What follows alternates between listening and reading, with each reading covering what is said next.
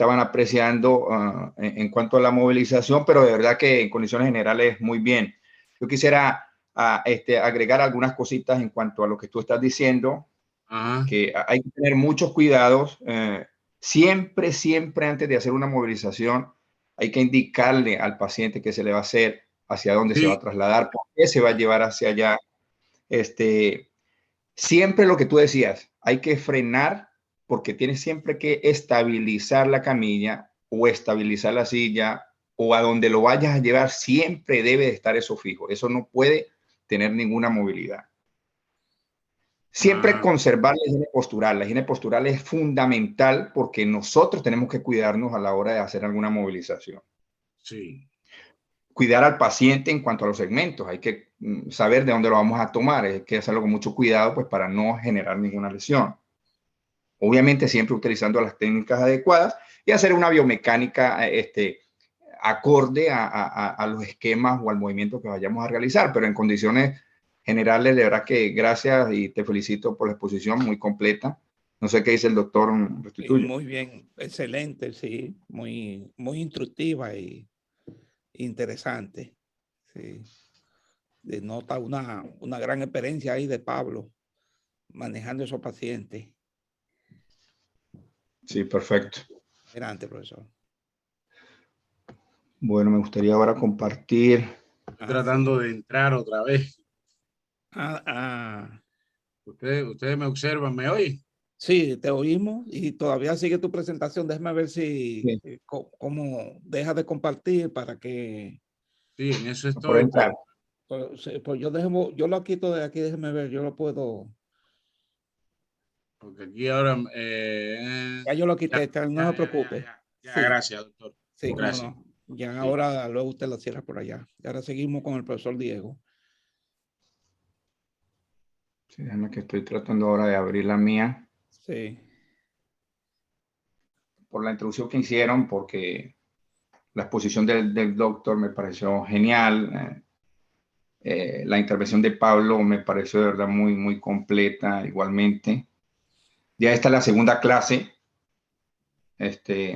Gracias por ajustarse a los horarios, porque yo sé que a todos se nos dificulta, es un poco difícil, pero bueno, estamos tratando de acomodarnos para poder salir adelante. Lo importante de esto es que puedan tomar la certificación y obviamente pues continuar en su proceso.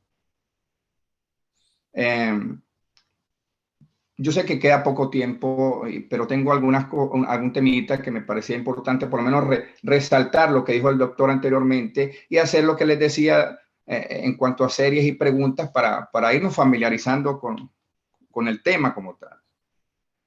El examen, lo que tengo entendido del examen es que es una pregunta con selección múltiple, son aproximadamente, no sé, doctor, creo que son 110 preguntas. Sí, 110, exactamente. Y es de selección múltiple, así que realmente es sencillo, ¿no? Una sola Ahora, respuesta. una sola respuesta, perfecto. Sí. Vamos a tratar de entrar un poquito en el tema y para eso les tengo una preguntita. No sé si Julia está por ahí también con el micrófono abierto. Estoy aquí. Sí. Perfecto, Julia. Bienvenida, no te había escuchado. Sí. Ando tranquila aquí. Qué bueno que estás ahí escuchando. Bueno, esta es la primera pregunta que me gustaría que fuéramos respondiendo, que fuéramos analizando con calma, porque de esta manera, así más o menos el esquema que se va a manejar en cuanto al examen. Esta pregunta dice que ¿qué trata la especialidad de rehabilitación?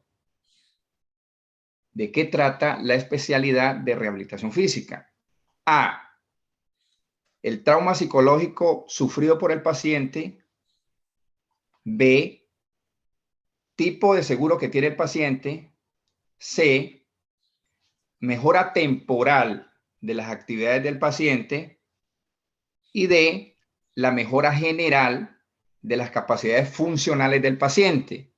Entonces, como nosotros somos caballeros, me gustaría que las damas iniciaran y que me dijese cuál sería la respuesta para ti. Para mí es la D. La D. Eso es correcto. porque realmente lo que hace, lo que trata la especialidad es de mejorar de manera general todas las capacidades funcionales del paciente. Eso me parece genial, qué bueno. Una segunda pregunta: ¿cuál sería el enfoque principal del equipo de rehabilitación? A, un mantenimiento adecuado de los equipos usados por el paciente. B, brindar atención a pacientes que han comenzado a recuperarse de una enfermedad aguda o debilitante. C, asegurarse de que de que llenen los formularios del seguro de los pacientes. O D, asegurarse de que ofrezcan una educación continua a los empleados. ¿Qué diría Pablo? B. ¿Cuál? La B, número B. Sí, es correcto. Es correcto. La B. Están enfocados, ¿no? O sea que ya con esto pasaron el examen. Proporcionar una de 110 dólares nada más, ya con eso pasamos. Ya con eso van bien. Ok. Yo quisiera como hacer énfasis en cuanto a lo que estaba hablando el doctor hace ratito, que él hablaba de IPA. IPA que es fundamental que nosotros conozcamos de esto. Yo creo que él aclaró todas las dudas, pero yo quería hablarles un poquito. HIPAA es la ley de portabilidad y responsabilidad de los sistemas de seguro aquí en los Estados Unidos. Es una ley de los Estados Unidos. Y como él lo decía, fue creado en 1996. Esta ley permite al trabajador y las familias conservar su seguro cuando cambian de trabajo o incluso cuando son despedidos del mismo. Ella lo que hace es proteger los datos médicos personales y no darle mal uso a ellos. A todas las personas, como decía el doctor, se le concede el derecho de confidencialidad. Yo les tenía por aquí un video que creo que no me va... Ah, ok. Sí, parece que viene. Número 5. Déjenme que lo acomode porque esto se me... Sí.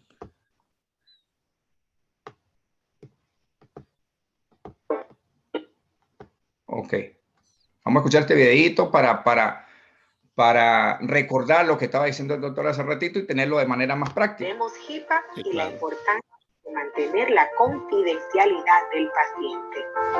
María es una auxiliar de la salud en el hogar, en Ultimate Care.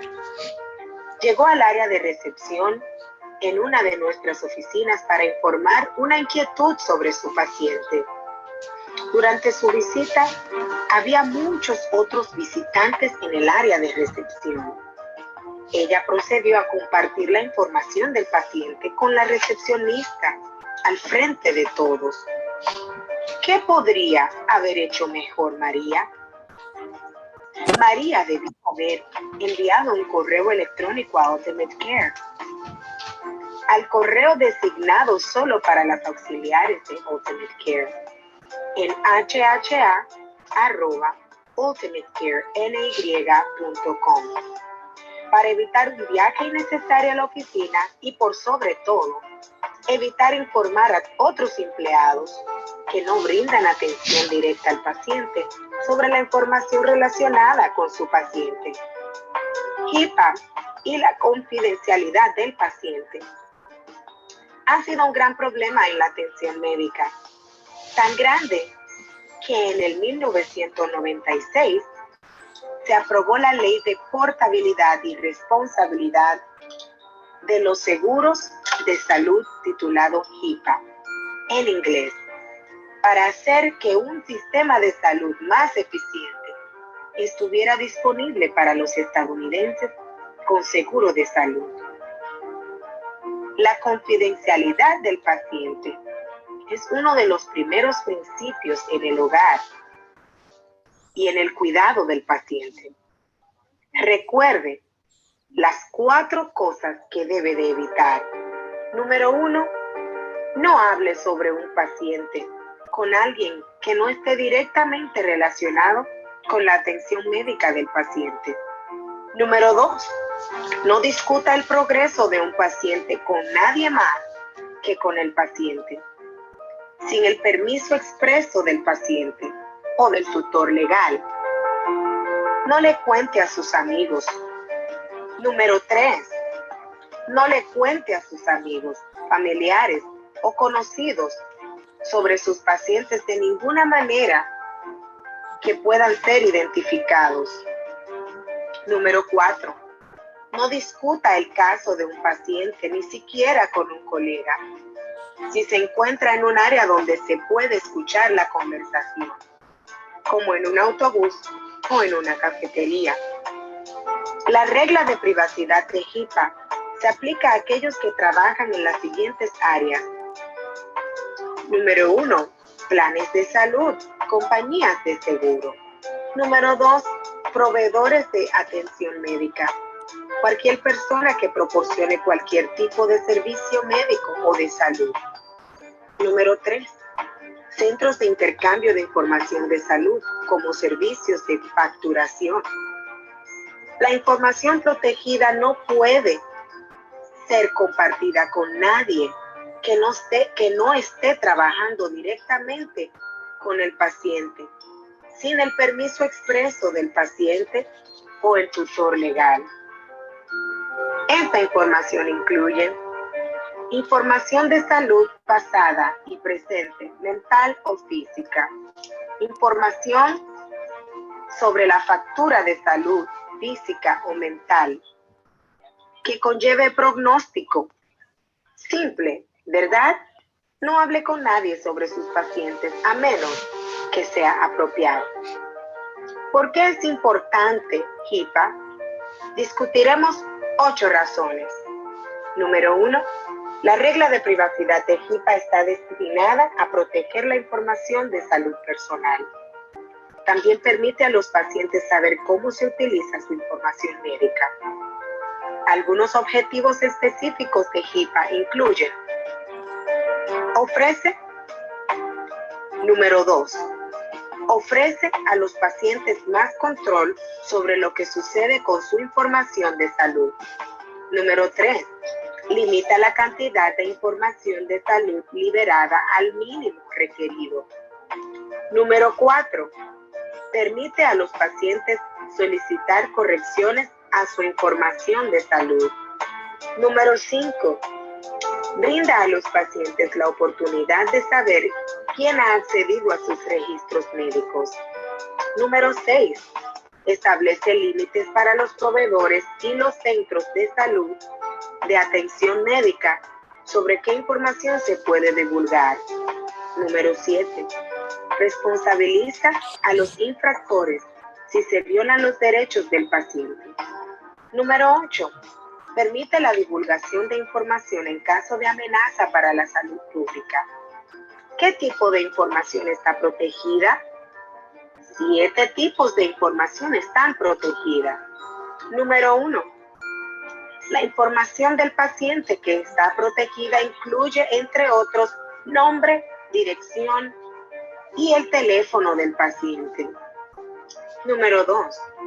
Edad, diagnóstico, cirugía, fecha del procedimiento y medicamentos. Número 3. Material protegido por derechos de autor. Número 4. La información que está protegida incluye cualquier información de historial médico, resultados de exámenes físicos, laboratorios y otros. Número 5. Resultados diagnósticos, registros de facturación y formularios de reclamación. Número 6. Cualquier información que pueda ser utilizada para identificar al paciente es protegida bajo HIPAA. Ojo, es importante que esta información sea protegida de cualquier forma, ya sea escrita, electrónica o verbal. También existe el concepto del mínimo necesario. HIPAA exige que el uso y la divulgación de información personal de salud se mantengan en un mínimo necesario. Esta es la forma para cualquier comunicación que no sea el propósito del tratamiento. Esto garantiza que la privacidad del paciente esté protegida al revelar solo la menor cantidad de información necesaria para que otro profesional de la salud pueda realizar su trabajo. Directorio de pacientes. Cada organización mantiene un directorio de pacientes que enumera los nombres de los pacientes y su condición. Una organización puede optar por no tener un directorio y un paciente puede optar por no ser incluido en el directorio. El diagnóstico médico es un paciente de un paciente nunca se revela. En cualquiera de estas situaciones, la respuesta a las solicitudes de información del paciente sería: no tengo información sobre ninguna persona con ese nombre. O una declaración neutral similar que no confirme ni niegue ninguna información. ¿Cómo afecta la HIPAA a la discusión de los problemas del paciente? Aunque hay personas con las que necesita comunicarse sobre un paciente específico, asegúrese de considerar las siguientes 5 cosas. Número 1. La persona con la que se está comunicando necesita saber la información del paciente. En otras palabras, número 2. ¿Existe una necesidad médica para hablar sobre el paciente? Número 3. ¿Estás hablando del paciente fuera de la ausencia de los demás? Número 4. Sin usar el nombre de un paciente, sigue discutiendo sobre el paciente de una manera que otros pueden discernir. Número 5. ¿De quién estás hablando? Por ejemplo, tal vez solo haya un hombre en su unidad. Así que si usa la palabra él, los demás sabrán de quién está hablando. HIPAA requiere que los profesionales de la salud realicen sus mejores esfuerzos para proteger la privacidad del paciente al compartir. Al compartir la menor cantidad de información necesaria para brindar atención, al compartir material protegido por derechos de autor y al compartir o discutir la información del paciente con familiares y representantes personales. ¿Quién es un representante personal? Un representante personal se define como cualquier persona que esté legalmente autorizada para actuar en nombre del paciente. Puede tratarse de alguien con un documento legal como un poder general o un plan médico más limitado. Puede tratarse de alguien con un poder notarial o simplemente alguien que tenga la autoridad para actuar en nombre del paciente. La PHI se puede compartir con un representante personal. Nota: HIPAA permite la divulgación de la información del paciente a los cónyuges, padres, tutores legales y otras personas involucradas en la atención de un paciente sin obtener el permiso formal por escrito del paciente. Si necesita hablar sobre un plan de atención particular o un curso de tratamiento con un paciente, cuando otros están presentes, simplemente pregúntele si hay una objeción. Ponte a prueba. Prepárate para responder cada pregunta después de este video. Las preguntas son: número 1. ¿Cuáles son las formas en que... ¿Se fue el video? Sí, se fue.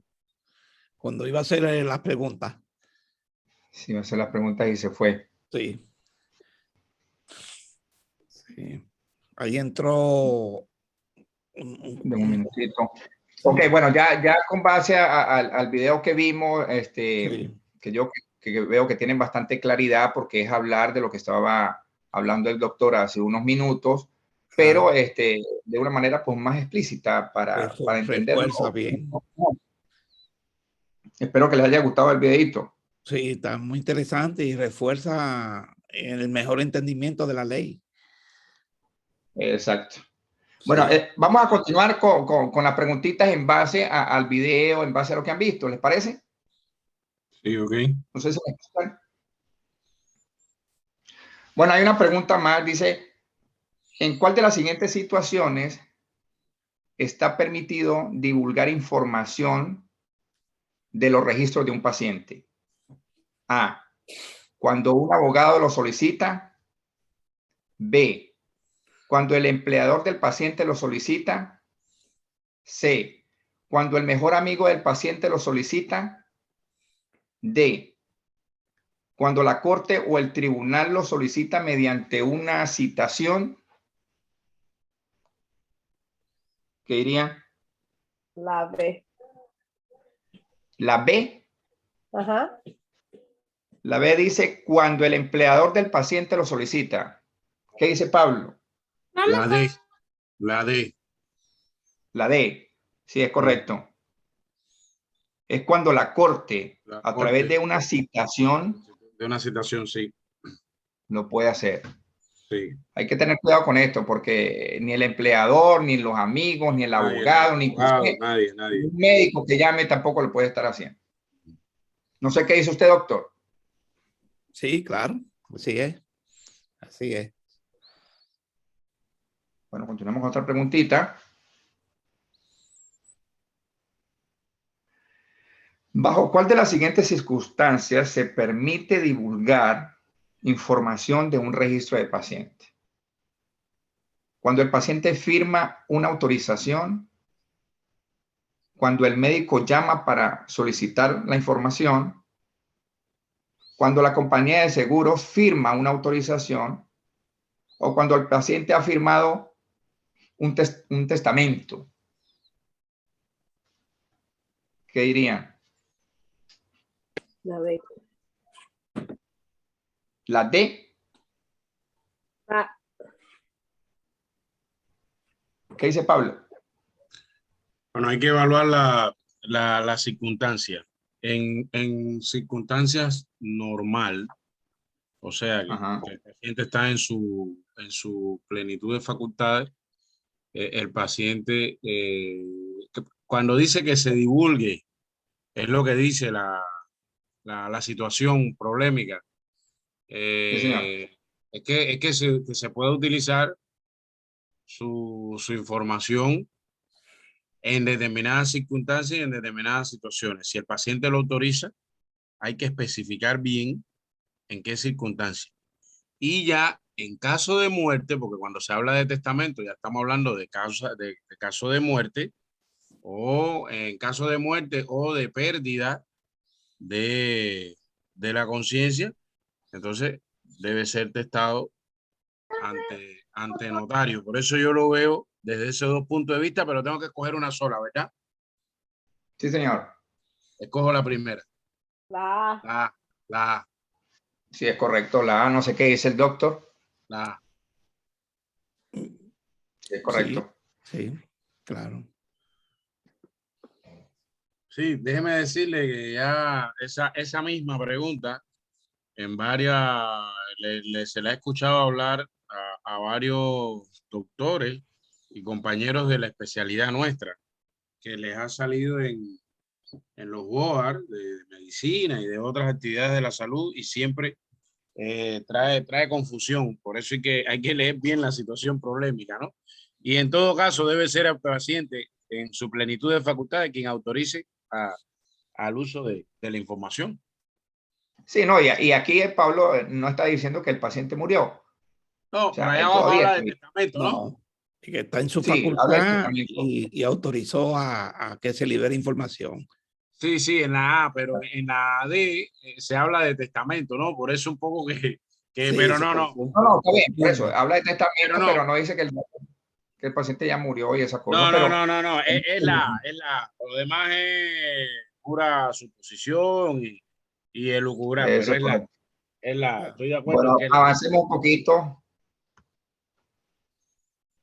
La pregunta dice, ¿qué miembro del equipo de rehabilitación es responsable de las emociones del paciente? A, el médico a cargo.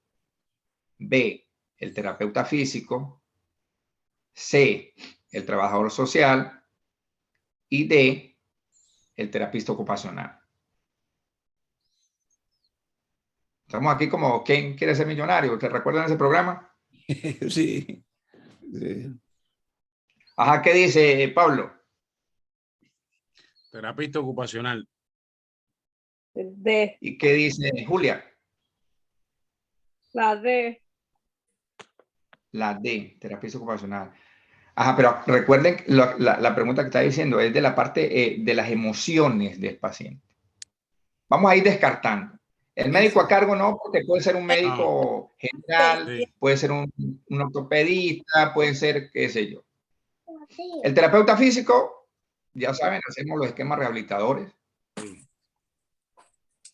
El ocupacional se encarga de regresar ya cuando el paciente está haciendo ya las funciones como tal, pero la parte de las emociones como la parte psicológica es el que regresa en toda esta condición. El Sería la terapista C. ocupacional, el terapista social, el trabajador social. El trabajador social, porque en los países nuestros, por lo menos en Venezuela, en Colombia, lo manejan la parte de psicología. El psicólogo es el que ayuda en estos casos, pero aquí se maneja es a través del trabajador social. No sé, Sí. ¿usted qué dice, doctor? Sí, así mismo el trabajador social aquí en el sistema de salud básico es el que refiere, de hecho, el personal de salud, cuando ya decide ver el paciente o se va de alta o necesita un servicio especial, eso incluye hasta vivienda. Si es un desamparado, es el trabajador social que se encarga de conseguirle casa y comida cuando se va del hospital. Y entonces los demás técnicos, como el terapista de ocupación, ya trabaja en otra área. Pero cuando se habla de lo emocional, ahí están hablando de emociones, necesidades físicas, mentales y todo. Ahí va una mezcla de todo. Okay. Sí, no, el trabajador social, como dice el doctor, de verdad que es fundamental en el grupo interdisciplinario aquí en los Estados Unidos. En la República Dominicana, de hecho, ahora que funciona como carrera, algunas escuelas de medicina ya tienen la carrera, pero de por sí no existe. Así como dice Diego, no sabía que en Venezuela y en los otros países no, cada quien resuelve, en este caso los psicólogos. Sí, los psicólogos pues son los que representan, digamos, el trabajador social, pero lo representan desde otro punto de vista, ¿no? Es que el trabajador social abarca muchos esquemas. Sí, sí. Por eso es tan importante el trabajo de ellos aquí. Sí. Bueno, siguiendo avanzando, una preguntita más. ¿Qué palabra se refiere a cualquier ataque de la reputación de la persona? A, difamación. B, negligencia. Si estoy en la mía, no. No, No, aquí no. dice mala práctica, Mala malfunción, práctica, malfunción, malicia, malicia y arbitrariedad. Sí, no, disculpe si estoy viendo esta en la que estamos, ¿no? es negligencia. La primera es mala práctica que dice, la A. La A, mala Ajá, práctica. Y la B, exacto. malfunción. Sí, pero se la voy a leer. A la negligencia profesional también se le llama mala praxis, mal funcionamiento, malicia o arbitrariedad. Obviamente esa es mala praxis, eso lo tenemos claro, ¿no? Sí. Sí, claro, sí, porque los demás como que no concuerdan y No concuerda para nada con el concepto. y se sobreentiende que, por ejemplo, ir a al arbitre, no concuerda eso, o malicia, nada de eso. Sí, no, y siempre la negligencia va ahí con la mala práctica, eso siempre va como ligado, ¿no? Sí, cuando usted es un profesional de la actividad y es negligente, es mala praxis. Sí. Exacto. Ahora sí, ¿qué palabra se refiere a cualquier ataque de la reputación de la persona? A, difamación. Eso no hay que pensarla mucho, ¿no? Nada. Sí. Ok, esta es importante y esta la deben de saber ya porque hoy se habló bastante de HIPAA. ¿Cuál de las siguientes es el significado de HIPAA? A. Acuerdo y evaluación de la privacidad del seguro médico. B.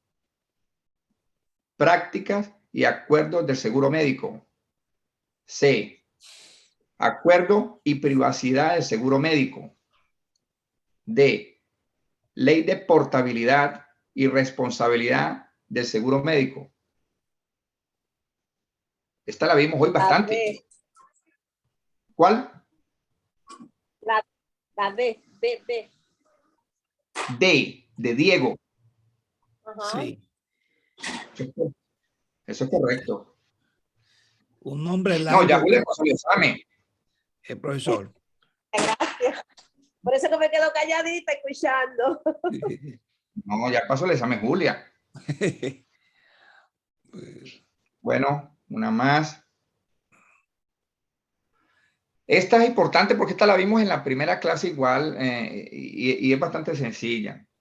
Todo lo que representa un riesgo para el cuerpo humano o un organismo vivo se denomina A, patógeno, B, exposición ocupacional, C, riesgo biológico, D, transmitido por la sangre. Sí. C, riesgo biológico. Julia, ¿qué dice que usted es la que pasa el examen? Bueno, yo voy con Pablo. La C. Ok. Anything that Pues déjeme decirle. body or a living organism. Bueno, a ti, Marina, dos pingües, cucaramatati, eres fuerte, me cayó en la D, pero para mí es la. Amén, sí. Patógeno. ¿Es la qué? Es la A. La A, patógeno. Patógeno. Patógeno. No sé qué dice el doctor. Si es un organismo vivo, porque lo otro no es vivo. Exacto, no es vivo. O sea, que el patógeno puede ser una bacteria, un virus. Exacto. Entonces, cuando se habla de productos biológicos desechos, ya se sabe que son sustancias biológicas. Exacto. Y los patógenos te llevan a la infección. Sí.